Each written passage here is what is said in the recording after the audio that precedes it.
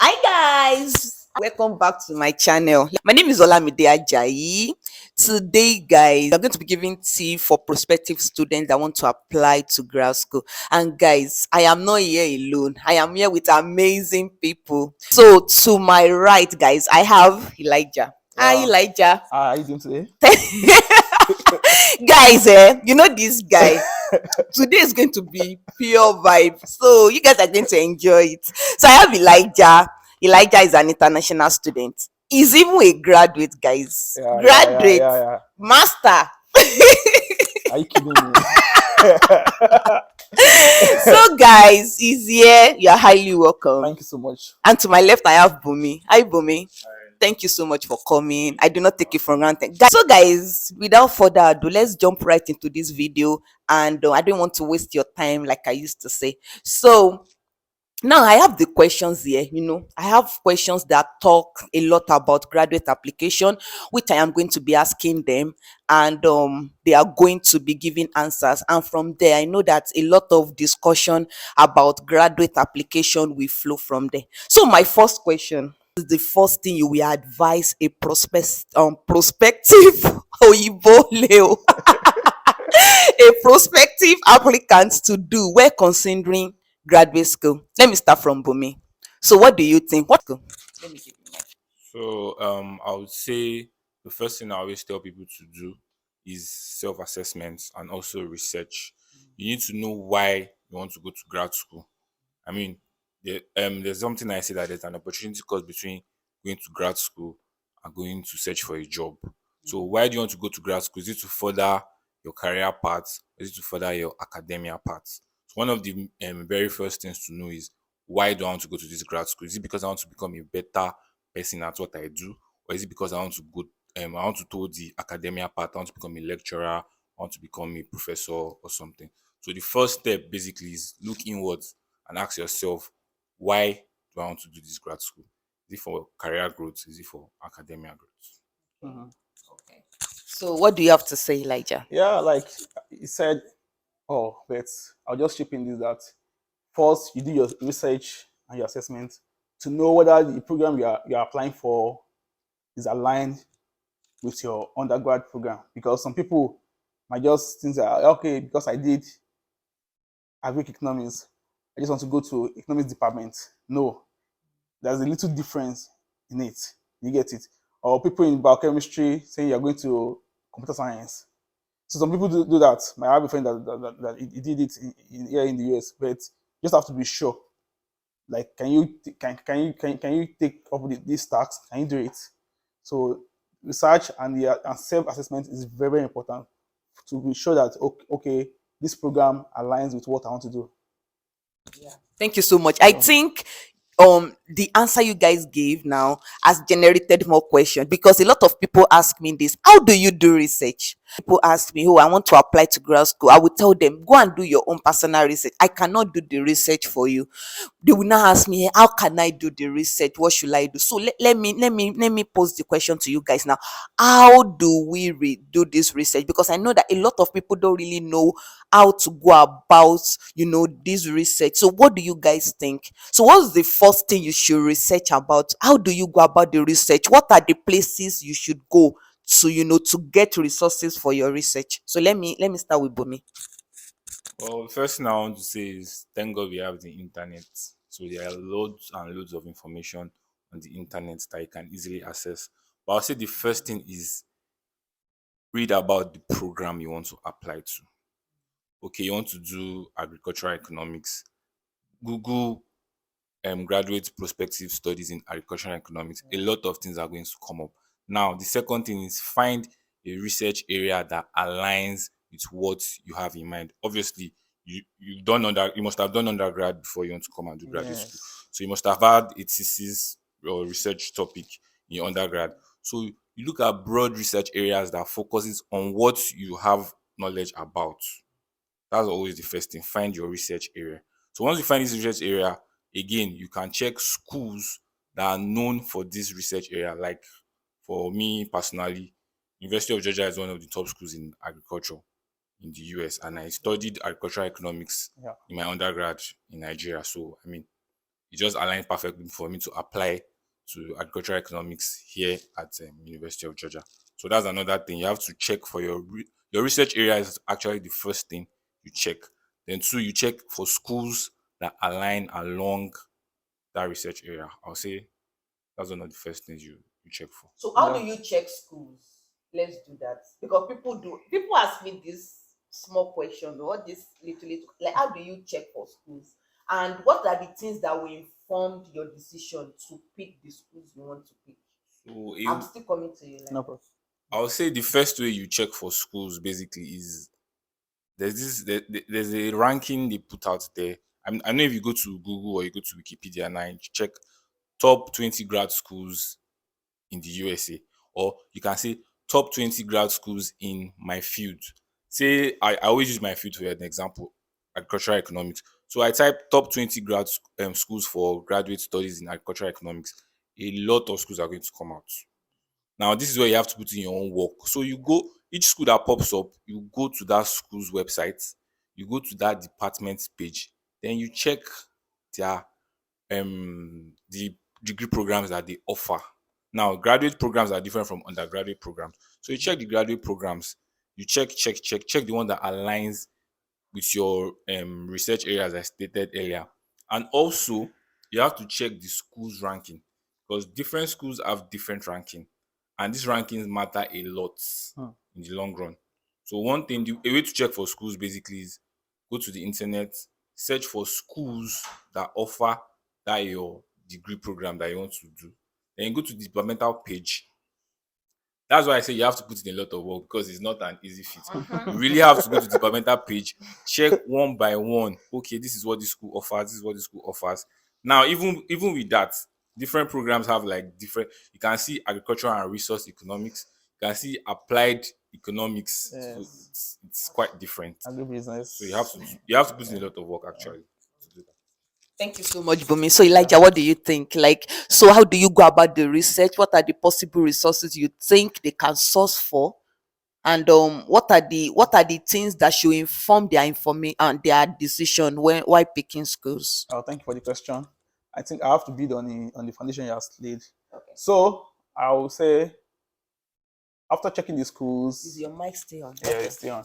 So after checking the schools and you get like the top schools you want to apply to, so the next thing you can do is that you check the faculties member. I mean the professor or the doctors in the department, check their research interests, then send an email to them, compose a good email, send it to them. What do they call that? I think is it cold email or what do they call cold email, right? Yes. Yeah, cold email. So you send it to them.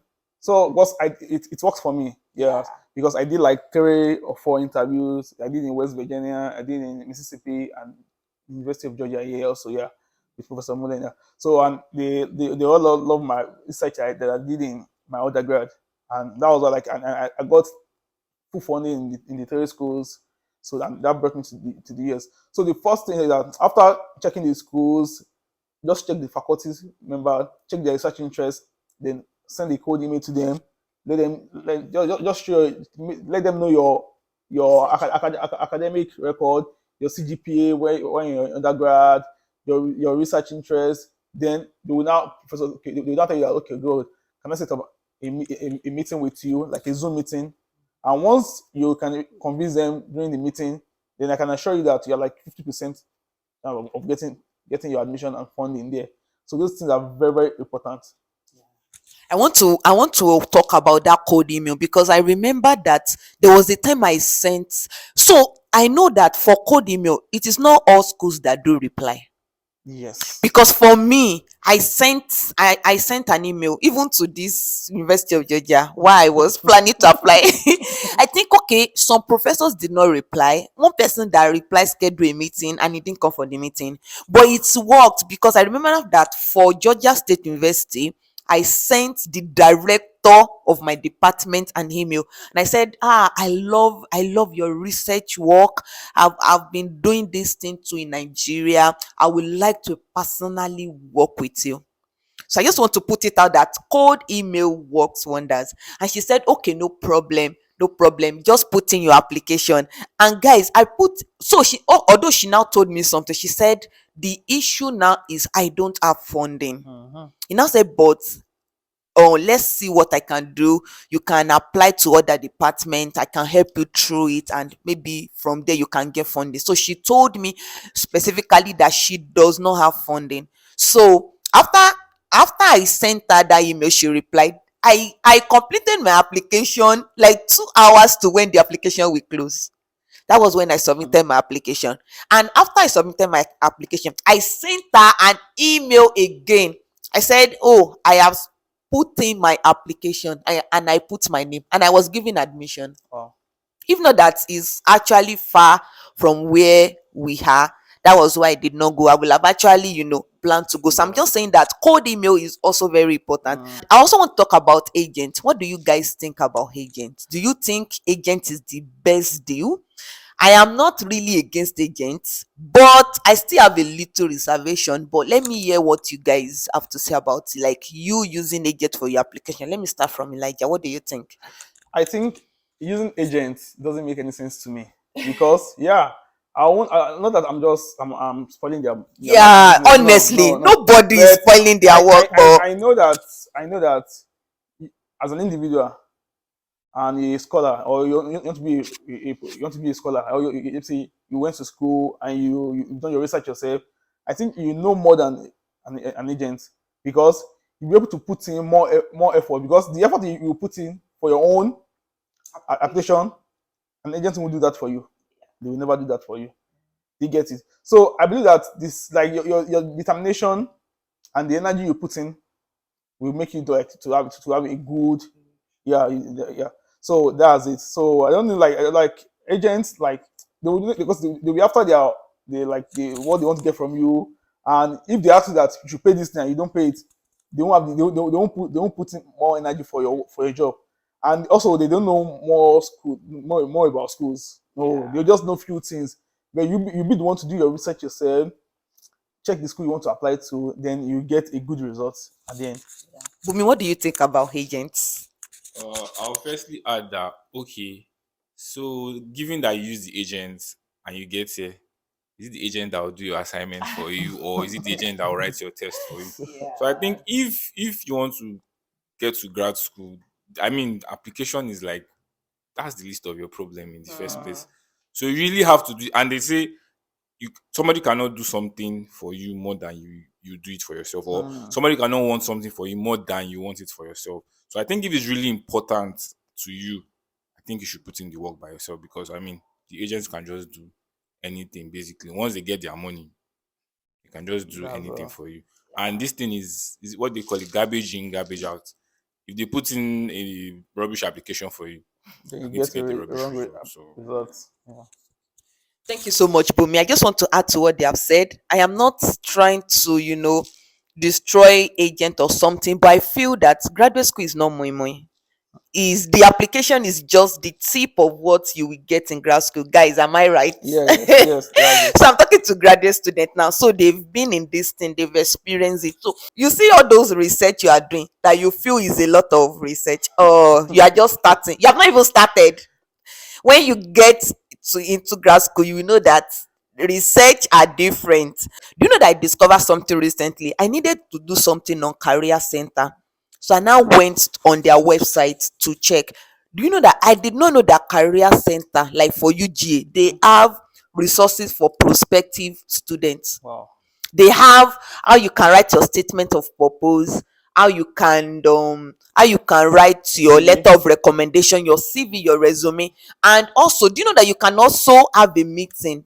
You can fix a meeting even as a prospective student with one of their staff, Wow, and that's discuss good. your graduate school application. And I did not know why I was applying. It was because I needed to do an interview, and I needed to go on their website to read about a lot of things on their website. That was what I discovered. Wow. So there are times that even schools, they have a lot of resources for prospective students, but if you don't find it, you will not see it. Yeah, Bible that's says true. that find You and shall find. and You you shall shall you get find see. it. Yeah. It's not find it. Matthew 7:7. Seek and you shall Fine. find. Ah, No, do you read your Bible? Matthew 7:7. I guess. Yeah, seek and you shall find. So if you don't seek, guys, you will not find it. So Also, ask shall be given to you. ask. So at times, go on the school website, check everything. There are times that they have resources for prospective students, and it is even painful that then I was looking for statement of purpose online, and I did not get the statement of purpose I really like, and I saw a lot of statement of purpose on career center for prospective Wow. students. So I just want to tell you again that please do nobody will do it for you. Please do your research, because we are the one coming here. Let's talk about the application materials. Let's talk about the statement of purpose, the letter of recommendation. How do you make your statement of purpose? How do you make it stand out? Like, how do you make, because statement of purpose, like I think I've said it in one of my videos, is something that talks about you. This is something that is representing you. You are not there, but statement of purpose is like you are there and you are speaking for yourself. So, and let's be sincere, it's very competitive. So how do you make, let's start from statement of purpose. How do you make it stand out? Let me start from Bumi. What do you think? So, firstly, I always say that try to keep it simple, but not too simple.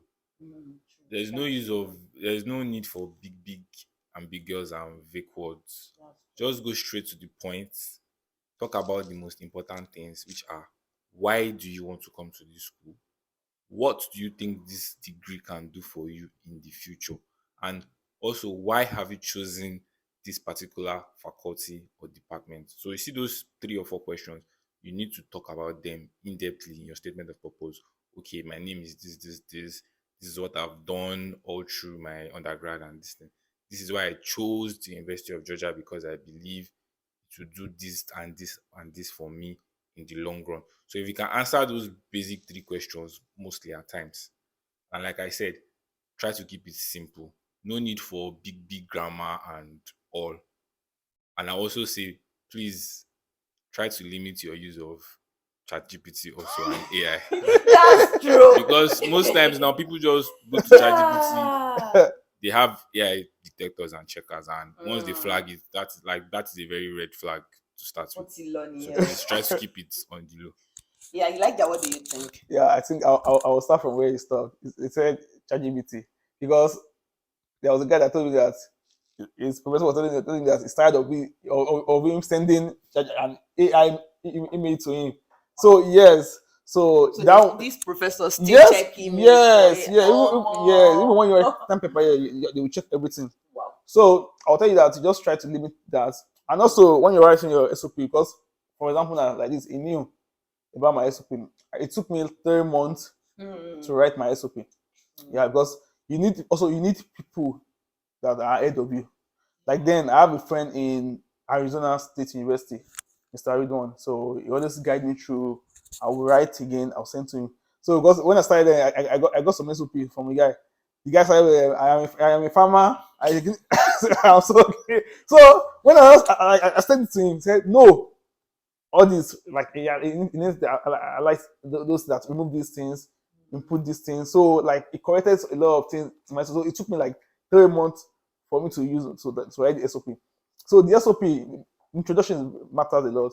Not that I am a farmer. No, That's just the state first it. thing Yeah, you say. just be straight with your introduction. Then let the body like the content of the body make it very like it's very simple. And also let them know you're okay. Oh, you've done this thing. Then you know that right, you have this GPA, and let them know that okay, oh, the interest, the why you're interested in like in the professor, you're like this is the professor you love their interest. Like let me say if you have like 3 professors that you like their research interest, just you can list it in the SOP. Just make it very like well explanatory and let it make a lot of sense. So I'll say again that you need people ahead of you Yeah. to be guiding you through. It's very important. SOP, because SOP is, let me say, after your application, let me say, SOP is the main. It's the main Yes, thing. it's It's the your main. major Yes, application yes, materials. because they will go through it, and once you have a good SOP, then don't worry, my brother, you're good. Thank you so much. Like I just want to add to what he said. and which is very profound. So I remember the first time I applied to UGA and I didn't get admission. There was this lady I met. So then she got admission into the same department. So she now said, Olamide, send me your SOP. Okay. So I now send like the SOP I wrote then that I didn't get admission than she got. So she now and I sent the SOP to her. So when she checked the SOP, she was like, you did not answer the question. Because for us, our SOP is like question and answer. So then it was like 5 questions Okay. and you have to answer it. She was like, out of all the 5 questions, I feel you only answer one question. I was like, eh? So she now said I should read her own SOP. So she now sent her SOP to me. When I read the SOP, I was like, no, no, no. I didn't answer this question. So I just want to put in like people that are in the department that you know that they've Yes. passed through that thing. Let them check for you. I know it might be difficult to get people, but let's still fall back to the area of research. If you do your research, go on the website, check your association. You can even write emails to people like, oh, I'm a prospective student, can you please help me, or can you please give me people, can you please recommend people that can help me, have a meeting with the student that are already there. Let them check your SOP for you. Let them do it. Or do you have anything to add to it, Bumi? No, like you just said, speaking to people that have done it before Yeah. makes it easier for you. So when you reach out to people that, oh, I'm a prospective student, here's my SOP, they can also guide you that, oh, this is not needed, you can remove this, you can include this. I think that's very important. Also, if you like looking like to check to how to meet people, if you go on Neverland, you can always meet a good like a lot of people. They're very good people. Like I have a friend there, Mushroom. Like it's very very good. So Guys, and can you hear that? so and he has helped a lot of people to get into the US for schooling, and also he also is in the US also himself. So when you go to Neverland, like just go to the academic this thing, education stuff, then you meet a lot of people that are well experienced, well versatile about application to the graduate school in the US or anywhere. And you also pointed out something. You said that you wrote your SOP for 3 months. Yeah. So SOP, guys, it's not something you can write for 1 week. It's not something you cannot rush it to. You need to keep writing. I've seen people that said they prepare for like a year for grad school. Because I know that getting letter of recommendation, for me, getting letter of recommendation was not easy. It was, for me, it was only one professor in my department that used, I don't let me put this Even out, for don't let me, so even that it's if not, but it's the truth for me. Most people, only one person, and God will help me to bless that man. I don't want to mention his name so that to not cause, well, I don't know who will be watching my videos, but that man is the only person that would like tell you that, oh, I will write your letter of recommendation for you. God bless him. And now he's doing great. I think he's wow. in UK now. Other people, they will not answer So you. If you send email, they will not reply you. So letter of recommendation for me, it was not easy. How did I get the remaining two? So where I work wow, as a volunteer, and I I was think that's given, your work as yeah. well. So that was what worked for me. So I don't know. What do you think about letter of recommendation? Oh, so if I think yeah, before I move to other part. So letter of recommendation is very very important. It's very very important because I think if you're applying to let me take MBA now as example now, you have to do that you should write that you didn't two from your academic school and one from where you're So they working even currently. state that two from, Yes, because for me, if they ask me for two, I cannot get two. yes. So myself, I use my professor in OAU then. So I use my uncle also who is also a professor in OAU, and also yeah, like I use my boss when I was working. So it's really helpful because you need a good recommendation, yeah. And so and you can't say these people might go behind, send email to them that is this guy is it genuine or a fake? Yeah. So because on anything they tell them, then they will take it up. Yeah. So you need a good recommender, like to recommend you for the program. So I think that is very very important. Yeah. So let's talk about the year. Like, how long do you think people should prepare? Because I think coming to grad school application is a lot of preparation. So like what span of weeks, months do you recommend? So myself, I've been, because first, before your SOPs, even before your SOP, because you need to write. I don't know about people in law, but people in sciences, and you have to write exam. You have to write. You have to write exam. Yes, you have to write. Wow. You have to write graduate record examination. That's Oh, GRE. I wrote GRE now. Yeah. So That because exam. that exam, I've been preparing for the exam. Because I need the exam through my friend in engineering, chemical. All those people in chemical engineering. So they were writing one exam. Which exam is this? I never knew that it worked for me later so like, yeah, we're writing this exam GRE. So what is GRE? When I was still serving, he told me about it. So he sent me materials to like to use to prepare for the exam. So that GRE exam is very, very important, especially in UGA. I don't know, even if you apply to journalism, yeah, in UGA, Yeah, you have to. you have to. I think I think law does not take I GRE, don't know. You don't know much but about law. there are some other department that like social work now they do Yeah. take GRE. But I think during COVID-19, I think they Cancelled cancelled it. it. But if you have your GRE, you You can can still see. send it. I mean, what do you think?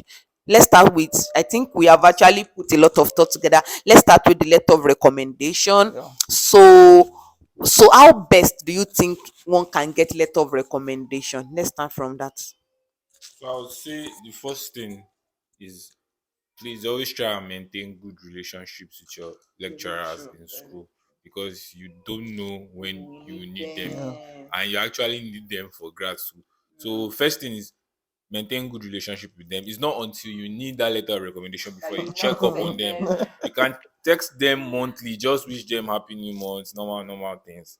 That's the thing. So reaching out to them is very important, and also let them know that, oh, this is very important to me, please sir, help me put in it. Because if you just send them that, oh sir, I need you to write it, most of them, I mean, are Nigerians, they might be nonchalant and they just feel anything for you. Yes. So you need to explain to them the importance of the recommendation letter. Yes. Very genuine. That's the first part. Then on the issue of how long, I would say if you want to come to grad school next year, you should have started preparing by now. So at least Last a year, year, at least a year. sometimes a year doesn't work. It doesn't That's work, true, but because before they write that letter of recommendation, some might take a month before you start reminding them that, oh, letter of recommendation. It takes a Yes, month. So yes. before you get all the 3 letter of recommendation, some schools will tell you bring 2.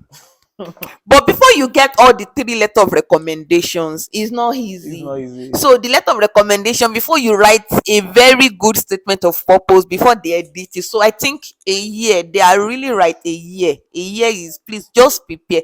In UGA, yeah, we do a lot of applications. Like even though if you are doing English, or you do a lot of applications. So like my department now, if you don't have GRA, they won't take you.